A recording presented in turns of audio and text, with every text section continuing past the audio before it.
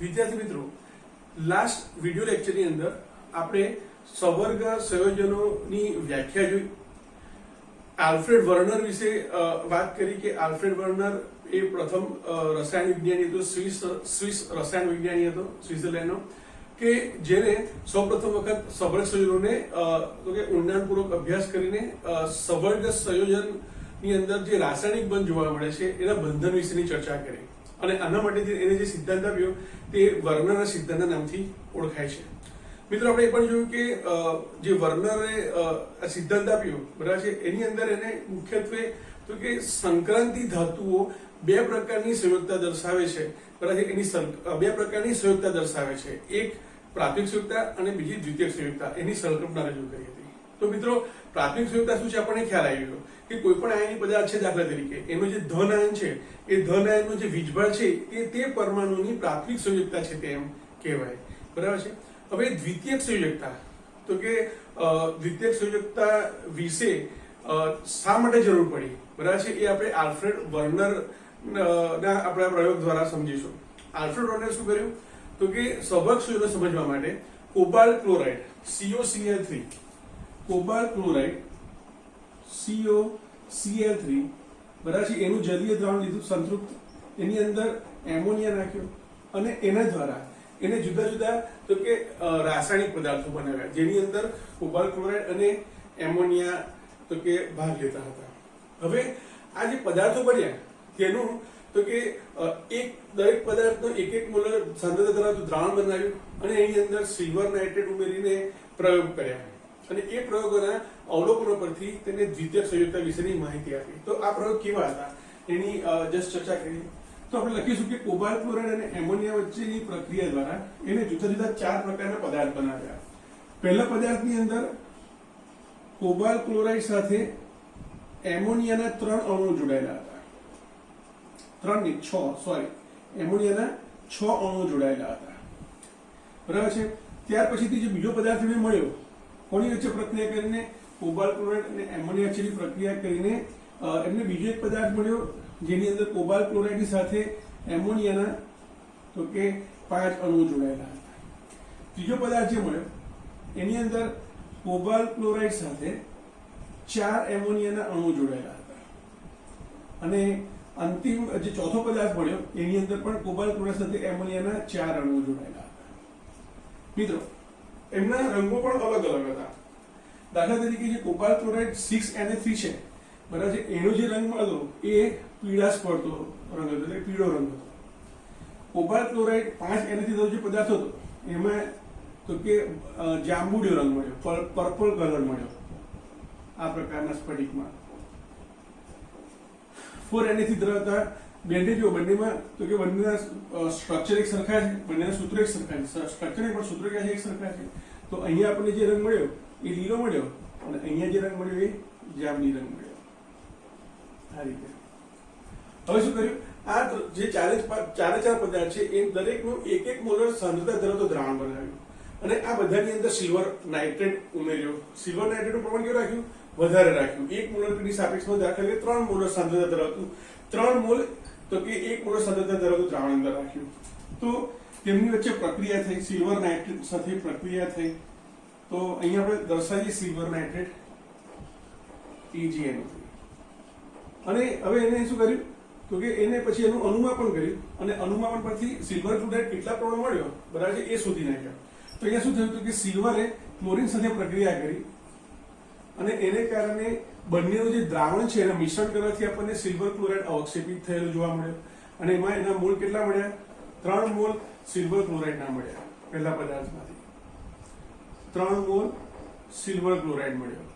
બીજા પદાર્થમાંથી પ્રક્રિયા કરી સિલ્વર નાઇટ્રેટ સાથેની, અહીંયા 3 દર્શાવીએ, અહીંયા પણ એટલું જ દ્રાવણ નાખ્યું, 3 મોલર સાંદ્રતા ધરાવતું, બરાબર છે. તો તે વખતે અહીંયા 2 મોલ સિલ્વર ક્લોરાઇડ અવક્ષેપિત થયા. ત્રીજા પદાર્થની અંદર અને ચોથા પદાર્થની અંદર પણ એક સરખું સિલ્વર નાઇટ્રેટનું દ્રાવણ નાખ્યું, જે પહેલા બેમાં નાખ્યું તેટલું જ, પણ તે વખતે જે સિલ્વર ક્લોરાઇડ બન્યો, આ સિલ્વર ક્લોરાઇડ તો કે ફક્ત 1 મોલર AgCl અવક્ષેપિત થયો, ફક્ત 1 મોલર AgCl અવક્ષેપિત થયો.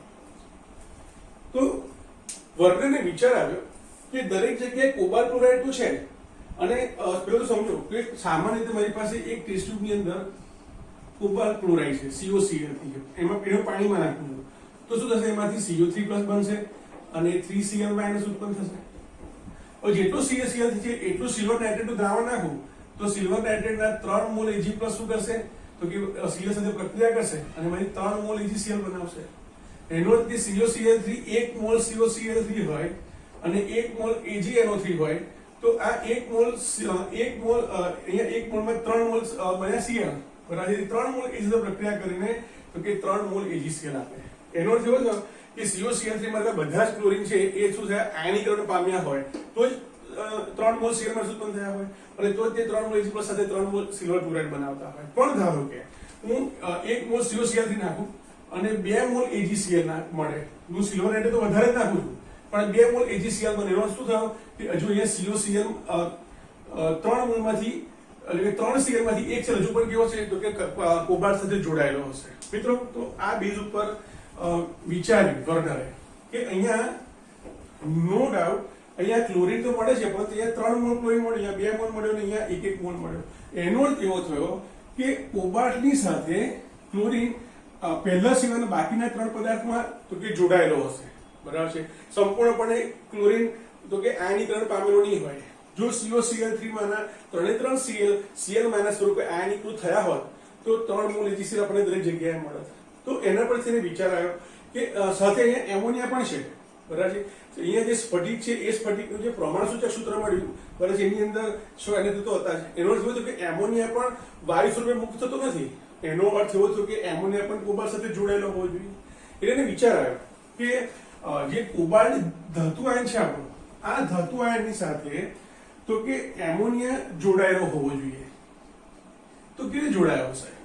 તો એને વિચાર્યું કે ભાઈ અહીંયા એમોનિયા પોતે લૂઇસ બેઝ છે, એની પાસે અભંગારક ઇલેક્ટ્રોનની યુગ્મ છે.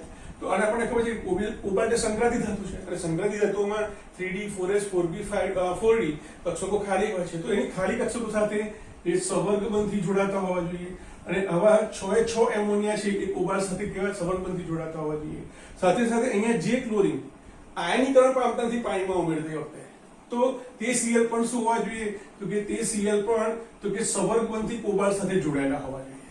એનો અર્થ એવું થયો કે આ બધા સંયોજનની અંદર તો કે સવર્ગબંધ બનતો હોવો જોઈએ અને એને કારણે તે સરળતાથી આયનીકરણ પામતા નથી. તો એની પરથી વિચાર કર્યો કે પ્રથમ પદાર્થની અંદર 3 Cl મળ્યા પણ એમોનિયા છૂટો થયો નહીં. એનો અર્થ શું થયો? એને વિચાર્યું કે 3 Cl છે એ મુક્ત થતા હતા બરાબર છે પણ અહીંયા મુક્ત કોણ ના થયું તો કે એમોનિયા મુક્ત ના થયો. હા, એમોનિયા મુક્ત ના થયો પણ ક્લોરીન તો છૂટો પડી ગયો. તો એને વિચાર્યું કે આ એમોનિયા છે એ કોબાલ્ટ ધાતુ સાથે તો કે સવર્ગબંધથી જોડાયેલા હોવા જોઈએ. એટલે એને શું કર્યું, જે આયનીકરણ નતા પામી શક્યા તેવા સ્પીસીસને મેટલ સાથે તો કે ચોરસ કૌંસમાં દર્શાવ્યા. હવે અહીંયા 3 ક્લોરીન ઉત્પન્ન થયા માઇનસ એટલે આનો ચાર્જ શું થઈ ગયો 3+ થઈ ગયો રાઈટ. પછીથી એને બીજા પદાર્થમાં જોયું કે બીજા પદાર્થમાં 2 મોલ Cl બને છે.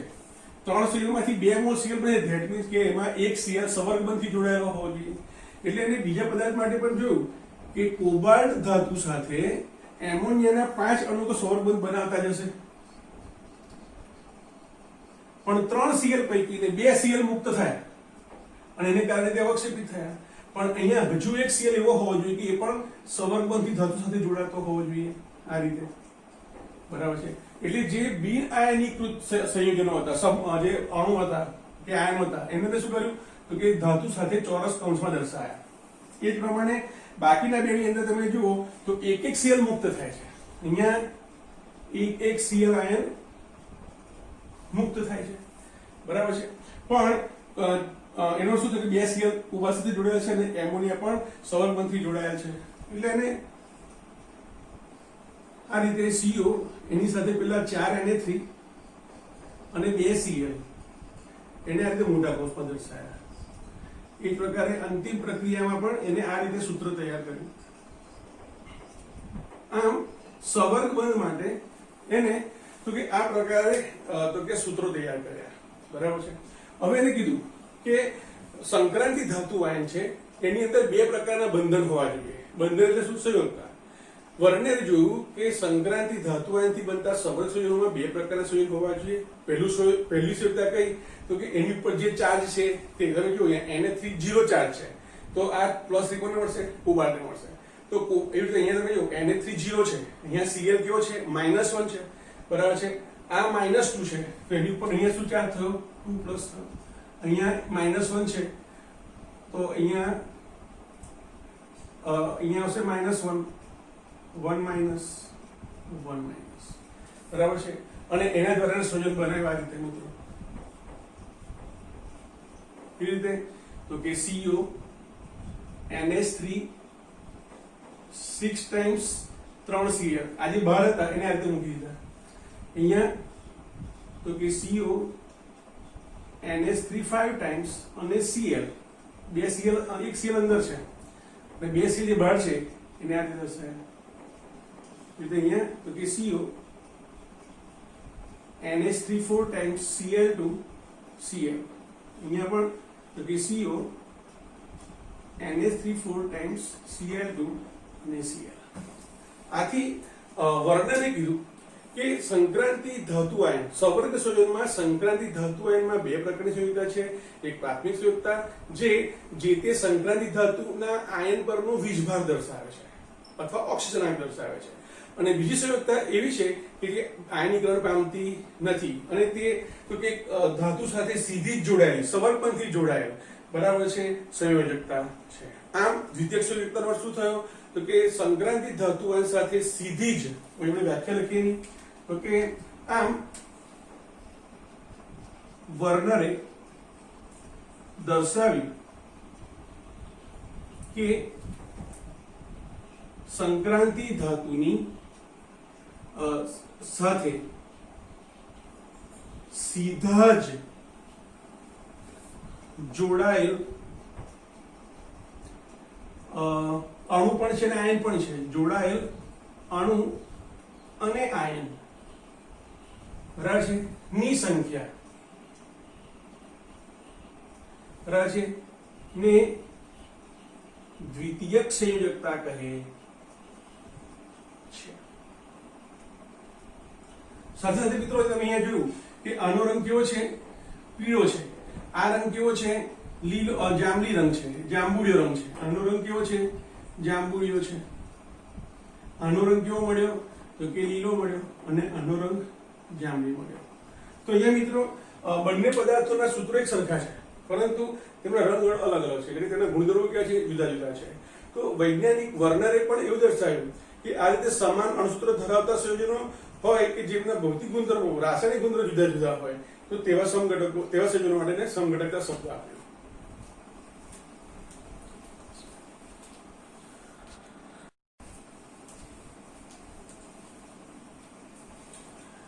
મિત્રો હવે આપણે વર્ણનના સિદ્ધાંતમાં જોવા મળતી અભિધારણાનો અભ્યાસ કરીશું, જે તમારા માટે MCQ ના પોઈન્ટ ઓફ વ્યૂ બહુ જ અગત્યનું છે અને 2 માર્ક્સમાં પ્રશ્ન પણ પૂછી શકે કે વર્ણનના સિદ્ધાંતની અભિધારણાઓ સમજાવો અથવા વર્ણનનો સિદ્ધાંત સમજાવો. 2 માર્ક્સમાં પૂછાય તો હવે જે ભણીશું એટલું જ લખવાનું છે. તો 4 માં પૂછાતું નથી, 3 કે 4 માં જો પૂછાય તો આપણે આગળ જે ભણ્યા એ પણ લખવું પડે, બરાબર છે. તો જોઈએ આપણે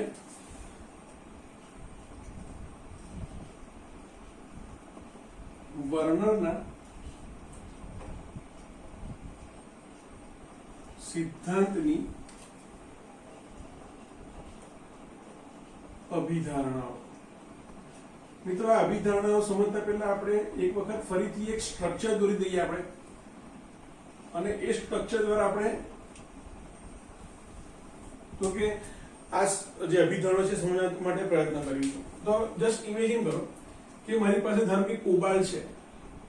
કોબાલ્ટ હમણાં આપણે જસ્ટ લખીએ કે ભાઈ આ રીતે CO NH3 6 ટાઈમ્સ Cl3 આ પ્રકારનું સંકીર્ણ છે, બરાબર છે મિત્રો. તો જસ્ટ ઇમેજિન કરો કે આ શું છે? તો કે આ સંક્રાંતિ ધાતુ આયન છે. ધારો કે આ કોબાલ્ટ સંક્રાંતિ ધાતુ આયન છે, બરાબર છે. તો એનો વીજભાર કેટલો છે નક્કી કરો. તો આપણે Na3 છે તટસ્થ છે, ક્લોરીન છે કેવો છે? -1 છે. આખું સંકીર્ણ કેવું છે? તટસ્થ છે. તો આપણે લખી શકીએ CO + 6 times Na3 + 3 times chlorine, અને આ બધાનો કુલ અક્ષાંક 0. ક્લોરીન ઓક્સિજન કેટલો -1, એમોનિયાનો 0 થયો -3, પેલે તો +3, તો કોબાલ્ટ ઓક્સિજન કેટલો થયો +3, -3 પેલે જાય એટલે શું થઈ જાય +3 થઈ જશે. તો અહીંયા કોબાલ્ટ કેવો છે 3+ છે. ધ્યાન આપજો મિત્રો. હવે આ જે કોબાલ્ટ છે એની આજુબાજુ કોબાલ્ટ પાસે ખાલી કક્ષકો છે. હવે તો કોબાલ્ટની ખાલી કક્ષકોની જો વાત કરીએ આપણે તો કોબાલ્ટ પરમાણુ ક્રમાંક 27, argon core complete 3d7 4s. તો ધ્યાન આપજો અહીંયાથી 3 ઇલેક્ટ્રોન દૂર કરવા છે તો 2 4s માંથી ગયા અને 3d માંથી તો કે 1 ગયો. બરાબર છે. તો અહીંયા 3d પાસે તમે જુઓ 3d કક્ષકો કેટલી 5 1 2 3 4 અને 5. તો 1 2 3 4 5 અને 6 ઇલેક્ટ્રોન ભર્યા. પછી કોણ આવે 4s, પછી કોણ આવે 4p આવે. તો કોબાલ્ટ પાસે આ શું કહેવાય અડધી ખાલી કક્ષકો છે અને બધી કેવી છે ખાલી કક્ષકો છે.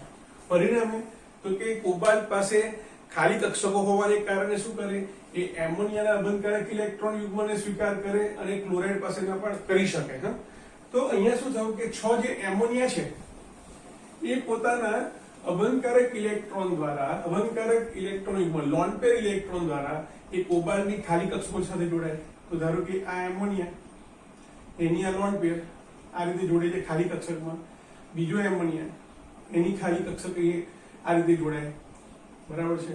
હવે ધારો કે જો 4 જોડાતા હોત તો 2 શક્યતા બને, કાં તો આ રીતે જોડાય બરાબર છે અથવા આ રીતે જોડાય એટલે કે આ ચોરસ બનાવે. બરાબર છે. અહીંયા કયો બને તો કે ચતુષ્ફલકીય આકાર બને. અને ધારો કે 6 હોત તો શું થાય તો કે આપણને આ પ્રકારે અષ્ટફલકીય પ્રકાર આપણને Na3 જોડેલા જોવા મળે. અહીંયાથી આ બધી રીતે તો એ જુદા જુદા આકાર મળ્યા. હવે જો ક્લોરીન ક્યાં છે તો કે ક્લોરીન તો બહાર છે.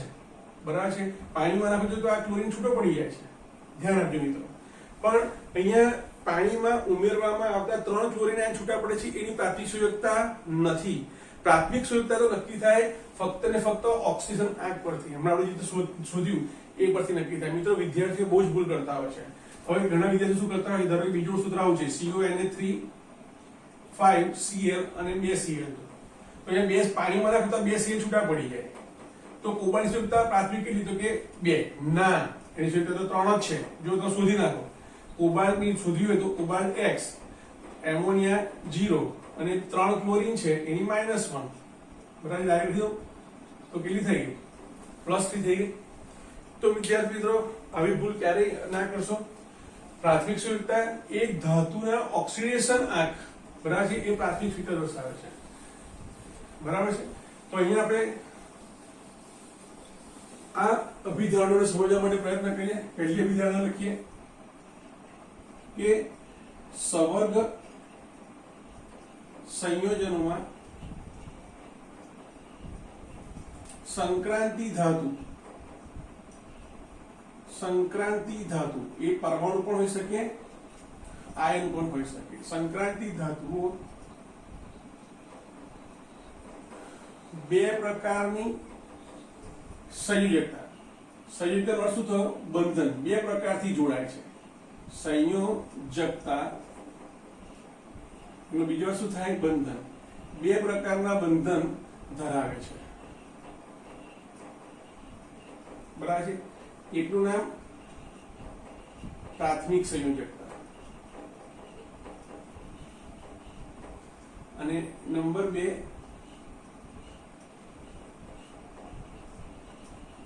દ્વિતીયક સંયોજકતા.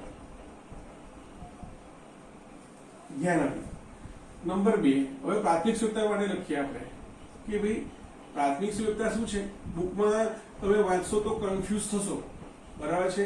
અને એના કારણે ઘણા બધા એમસીક્યુ ખોટા પડતા હોય છે પ્રાથમિક સંયોજકતા અને દ્વિતીયક સંયોજકતા માટેના. તો જુઓ પ્રાથમિક સંયોજકતા શું છે તો કે પ્રાથમિક સંયોજકતા તો પેલી કેવી છે આયનીકરણ પામે તેવી છે. આયનીકરણ પામે છે માટેનું બીજું નામ છે આયનીય સંયોજકતા. આયનીય સંયોજકતા તરીકે પણ ઓળખાય છે. બીજા નંબરે બરાબર છે. પ્રાથમિક સંયોજકતા વાસ્તવમાં શું છે તો કે જે ધાતુ છે બરાબર છે એ ધાતુના ઓક્સિડેશન આંક જેટલી ઓક્સિડેશન આંક ને સમાન હોય છે. વ્યવસ્થિત લખીએ તો સમાન હોય છે. બરાબર છે. ફરી એક વખત કહું છું મિત્રો, ફરી એક ઉદાહરણ દ્વારા સમજો. મારી પાસે CO છે, અહીંયા NH3 થ્રાઇસ છે, અહીંયા Cl3 છે, બરાબર છે. હવે અહીંયા બહાર કશું જ નથી, તો એક ઉદાહરણ તરીકે અહીંયા NH3 4 છે, અહીંયા Cl2 છે, અહીંયા એક Cl છે.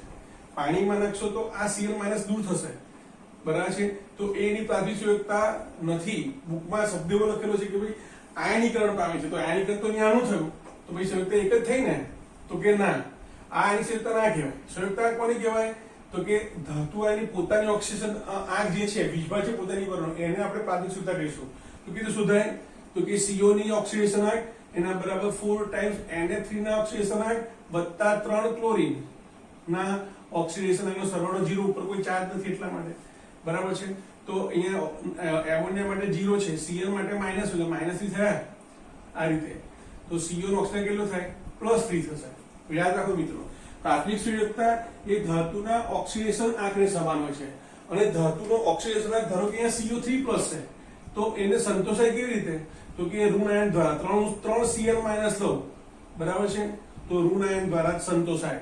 એટલે અહીંયા બીજો શબ્દ, બીજું સેન્ટેન્સ યાદ રાખો કે હંમેશા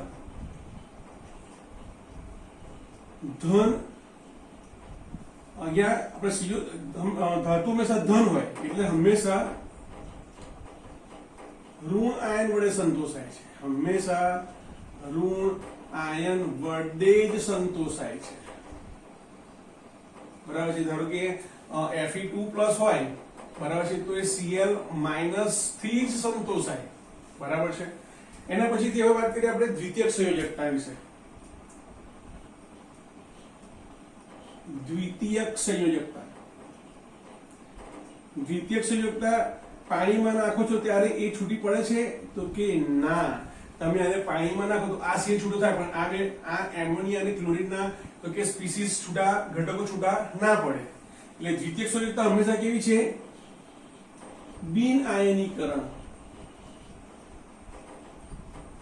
હોય છે અથવા બિન આયનીકૃત હોય છે, એવું લખો તો પણ ચાલે, બરાબર છે. તો તમે અહીંયા જુઓ, હવે જે દ્વિતીયક સંયોજકતા શું છે? સંવર્ગબંધ બનાવે. દ્વિતીયક સંયોજકતા સંવર્ગબંધ બનાવે ધાતુ આયન સાથે. પણ સંવર્ગબંધ ક્યારે બની શકે? તો કે અહીંયા જે પણ દાતા સમૂહ છે એની પાસે શું હોવું જોઈએ? અબંધકારક ઇલેક્ટ્રોન યુગ્મ હોવો જોઈએ. તો અબંધકારક ઇલેક્ટ્રોન યુગ્મ કોની પાસે હોય? તો કે નેગેટિવ આયનો પાસે હોય, બરાબર છે, અથવા તટસ્થ અણુઓ પાસે હોઈ શકે. કેટલીક વખત તો કે ધન આયન પણ છે, બરાબર છે, કેટલીક વખત ધન આયન છે પણ એની પાસે પણ અબંધકારક ઇલેક્ટ્રોનના યુગ્મ જોવા મળે છે. આ ધન આયન છે, પાછળ ઇલેક્ટ્રોનનું દાન કરવાની વૃત્તિ ધરાવે છે, બરાબર છે. એટલે બીજું સેન્ટેન્સ લખીએ આપણે એના માટે, તો કે હંમેશા તો કે ઋણ આયન અને તટસ્થ અણુઓ દ્વારા, પણ કેવા તટસ્થ અણુઓ? અબંધકારક ઇલેક્ટ્રોન યુગ્મ ધરાવતા, બરાબર છે. કાર્બન ડાયોક્સાઇડ થી તો કે કાર્બન ડાયોક્સાઇડ તો કે ના આપે, બરાબર છે. એટલે એ લખવું તો હવે લખી શકાય. અને અબંધકારક શોર્ટમાં લખો આપણે અબંધકારક ઇલેક્ટ્રોન યુગ્મ ધરાવતા તટસ્થ અણુઓ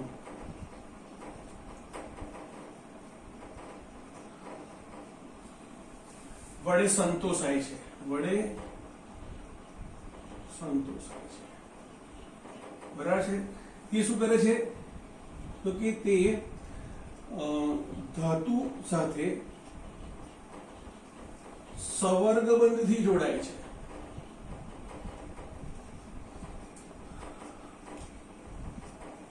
હવે ધ્યાન આપો મિત્રો, અહીંયા તમે જુઓ, અહીંયા કોબાલ્ટ સાથે 4 એમોનિયા અને 2 ક્લોરીન જોડાયેલા છે. ધારો કે અહીંયા તમે જો આ કોબાલ્ટ સાથે પહેલો એમોનિયા, બીજો એમોનિયા, ત્રીજો એમોનિયા, ચોથો એમોનિયા, પાંચમો એમોનિયા અને છઠ્ઠો એમોનિયા જોડાયેલા છે. એટલે 4 એમોનિયા છે, Na3 Na3 અને Na3 અને 2 Cl જોડાયેલા છે. તો આ સંવર્ગબંધ થયા. સંવર્ગબંધ 1 2 3 4 5 અને 6. તો મિત્રો યાદ રાખો કે સંવર્ગ સંયોજનની અંદર જેટલા સંવર્ગબંધ બન્યા હોય એને એ સંવર્ગ સંયોજનનો સંવર્ગાંક કહેવાય. અને આ જે 6 બન્યા, આ 6 જે બંધ બન્યા, બરાબર છે, એ સંવર્ગાંક જે છે એ દ્વિતીયક સંયોજકતા દર્શાવે છે. તો એ આપણે લખીશું કે દ્વિતીયક સંયોજકતા સંવર્ગાંક ને સમાન હોય છે. તમે જુઓ પ્રાથમિક સંયોજકતા છે એ ધાતુના ઓક્સિજન આંકડે સમાન છે અને દ્વિતીયક સંયોજકતા છે સંવર્ગ આંકડે સમાન છે. સંવર્ગાંક એટલે સંવર્ગ બંધની સંખ્યા. બરાબર છે. આપણે એની વ્યાખ્યા પણ લખી દઈએ. સંવર્ગ આંકડે સમાન હોય છે એનો શું થયો તો કે ધાતુ સાથે અહીંયા તમે જુઓ હવે Na3 4 છે Cl2 તો કે 2 એટલે કે ટોટલ 6 છે એટલે સમૂહ કેટલા જોડેલા છે 6 સમૂહ જોડેલા છે. તો જ્યારે વર્નરે જ્યારે સિદ્ધાંત આપ્યો ત્યારે એને કીધું કે સંવર્ગાંકને સમાન હોય છે અને તે સંવર્ગાંક શું છે તો કે ધાતુ સાથે જોડાયેલ ઇલેક્ટ્રોન હું પેલી બાજુ લખીશ ઇલેક્ટ્રોન દાતા સમૂહ ની સંખ્યાને સંવર્ગાંક કહે છે. દાખલા તરીકે આવું સૂત્ર બનાવો NiCN4 આ રીતે બનાવો. ધારો કે એક્ઝામ્પલ આપું છું. ધારો કે એવું કંઈ બનાવ્યું બરાબર છે. સપોઝ આ રીતે સૂત્ર બનાવ્યું ધ્યાન આપો તો અહીંયા જે ચોરસ કૌંસ છે એની અંદર કેટલા સમૂહ જોડેલા છે Cn માઇનસ 4 તો સંવર્ગાંક કેટલો થયો 4 થયો. બરાબર છે. તો ખાસ યાદ રાખજો મિત્રો સંવર્ગાંક એટલે શું તો કે ધાતુ આયન સાથે જોડાયેલ ઇલેક્ટ્રોન દાતા સમૂહની સંખ્યાને સંવર્ગાંક કહે છે. આ પણ પરફેક્ટ વ્યાખ્યા નથી.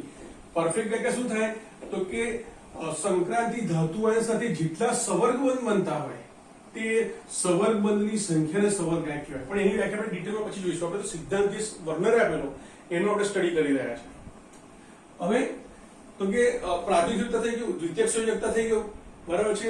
હવે આપણે જોઈએ નંબર 3 ની અંદર તો કે નંબર 4 વર્નરે જ્યારે આ સિદ્ધાંત આપ્યો ત્યારે એને જોયું કે જે Fe છે એ 6 સંવર્ગાંકથી જોડાઈ શકાય એટલે 6 સંવર્ગબંધ બનાવે. 5 કે 4 સંવર્ગાંક બનાવતા સંયોજનો બનાવે નહીં. નિકલ છે એ ફક્ત 4 સંયોજકતા ધરાવતા 4 સંવર્ગાંક ધરાવતા એટલે કે જે સંયોજકતા કેવી હતી ફિક્સ હતી. તો વર્નરે એવું કીધું કે દરેક ધાતુ આયન દરેક ધાતુ માટે સંવર્ગાંક નિશ્ચિત હોય છે.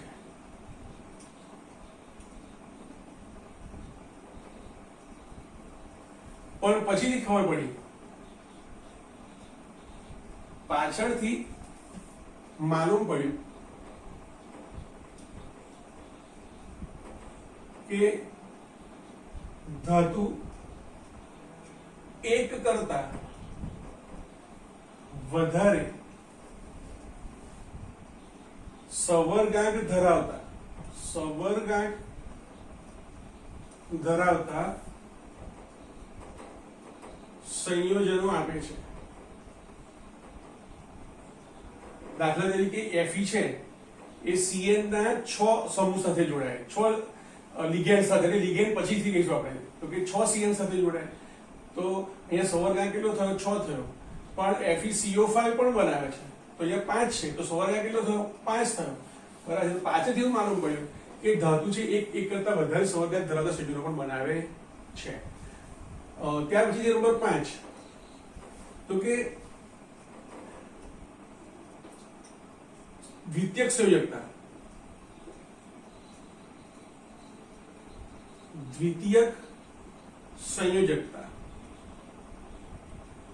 દિશાકીય હોય છે. એનો અર્થ શું થયો દ્વિતીયક સંયોજકતા સંતોષવા માટે જે સમૂહો ઇલેક્ટ્રોનનું દાન કરીને સંવર્ગબંધ બનાવે છે તે બધા જે ઇલેક્ટ્રોન દાતા સમૂહ છે એની સંખ્યા બરાબર છે એને આધારે તો કે તેના ભૌમિતિક આકારો નક્કી થતા હોય છે. તો આપણે એ લખીશું શોર્ટમાં દ્વિતીયક સંયોજકતા દિશાકીય છે. આથી દ્વિતીયક સંયોજકતા પરથી સંવર્ગ સંયોજનોના જુદા જુદા પ્રકારના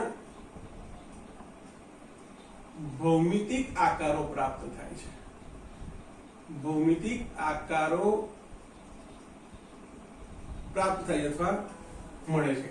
દાખલા તરીકે આ ધાતુ છે, ધ્યાન આપજો, અને એની ખાલી કક્ષકો સાથે 4 લિગેન્ડ, 4 દાતા સમૂહ જોડે, લિગેન્ડ એટલે દાતા સમૂહ જે ઇલેક્ટ્રોન યુગ્મ આપે છે એ જોડાતા હોય તો આ પ્રકારે આપણને સમતલીય ચોરસ આકાર મળે. ધારો કે આ શું છે, દાતા સમૂહ છે જેને લિગેન્ડ કહેવાય, તો અહીંયા આકાર કેવો થયો, તો કે સમતલીય સમચોરસ આકાર. કેટલીક વખત સંક્રાંતિ ધાતુ સાથે જ્યારે આ રીતે દાતા સમૂહ જોડાતા હોય આ પ્રકારે, બરાબર છે, તો તે વખતે આપણને કેવો આકાર મળે, તો સમચતુષ્ફલકીય આકાર પણ મળે. અને ધારો કે 6 લિગેન્ડ, 6 દાતા સમૂહ જોડાતા હોય તો આવો અષ્ટફલકીય આકાર પણ પ્રાપ્ત થાય, બરાબર છે. તો શું કહે છે કે દ્વિતીયક સંયોજકતા ભૌમિતિક દિશાકીય હોવાને કારણે તો કે સંકીર્ણ સંયોજનોના જુદા જુદા પ્રકારના ભૌમિતિક આકારો પ્રાપ્ત થાય છે. આપણે એકાદ આકાર દર્શાવી, બરાબર છે, એટલે કે સંવર્ગાંક 4 ધરાવતા જો સંકીર્ણ સંયોજનો હોય, બરાબર છે, તો એમાં આ પ્રકારનો સમતલીય સમચોરસ આકાર પણ હોઈ શકે અથવા આ પ્રકારે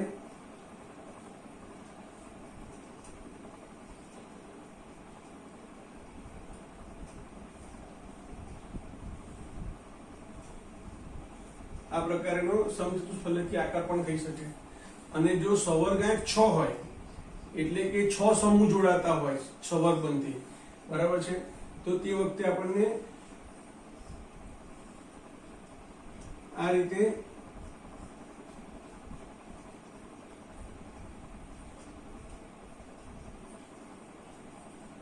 અષ્ટફલકીય આકાર પણ પ્રાપ્ત થાય. તો મિત્રો આ 5 મુદ્દા વર્ણનના સિદ્ધાંતની અભિધારણાઓ તરીકે ઓળખાય છે અને પરીક્ષાના પોઈન્ટ ઓફ વ્યૂ 2 માર્ક્સનો અગત્યનો ક્વેશ્ચન છે. એમસીક્યુ માટે પણ આમાંથી ઘણા પ્રશ્નો પૂછાય છે, કેવા પ્રશ્નો પૂછાય છે એનો અભ્યાસ પછી કરીએ.